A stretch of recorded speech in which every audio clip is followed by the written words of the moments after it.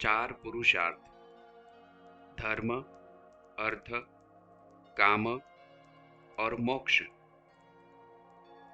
पुरुषार्थ यानी पुरुष के लिए प्रयत्न करना, यत्न करना, जिसमें दो पुरुष हैं, एक है आत्मा और दूसरा है जीवात्मा।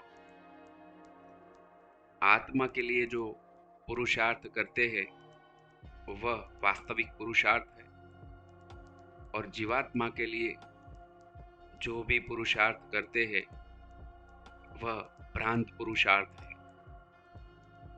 तो हम धर्म, अर्थ, काम और मोक्ष पुरुषार्थ के बारे में जानेंगे। धर्म पुरुषार्थ ऐसा पुरुषार्थ जो धर्म के अधीन हो, धर्म को रखकर किया जाता हो, वह है धर्म पुरुषार्थ। धर्म यानी जो संस्कृति का पतन न होने दे, नित्य नूतन रहे और संस्कृति की रक्षा करे, मूल्यों की रक्षा करे। शास्त्र विहित जो कर्म है, यह सब धर्म है। इसके लिए जो भी प्रयत्न किए जाते हैं वह है धर्म पुरुषार्थ। धर्म पुरुषार्थ में कर्तव्य रूप कर्म भी आ जाता है, तो कर्तव्य कर्म धर्म के अधीन होना चाहिए। तो ये है धर्म पुरुषार्थ। धर्म पुरुषार्थ मानवता को आगे बढ़ाता है। मानवता भी एक धर्म है। कोई भी व्यक्ति विशेष को दुख न पहुंचे और सुख प्राप्त हो, ऐसा कोई भी जो धर्म है वो धर्म पुरुषार्थ में आता है। अब अर्थ पुरुषार्थ। अर्थ यानी धन का उपार्जन करना, संपत्ति का उपार्जन करना, सर्जन करना।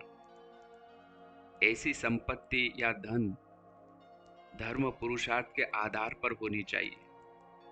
यानी कि धर्म पुरुषार्थ का त्याग कर कर जो भी अर्थ उपार्जन किया जाता है या संपत्ति प्राप्त की जाती है, वो अर्थ पुरुषार्थ नहीं है।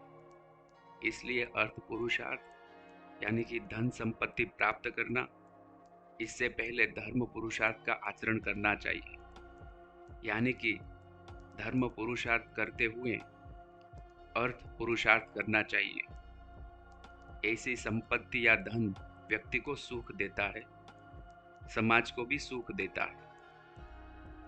अब 3 काम पुरुषार्थ। धर्म पुरुषार्थ को रखकर जो भी अर्थ पुरुषार्थ किया जाता है और इससे जो भी धन या संपत्ति प्राप्त होती है, इससे व्यक्ति अपनी इच्छा पूर्ण करे। काम यानी इच्छाएं, तो वह है काम पुरुषार्थ।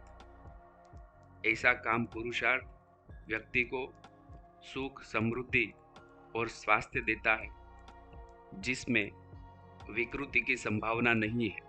इसलिए काम पुरुषार्थ धर्म पुरुषार्थ के अधीन जो भी अर्थ पुरुषार्थ के द्वारा धन या संपत्ति प्राप्त की गई हो, उसके आधार पर काम पुरुषार्थ करना चाहिए।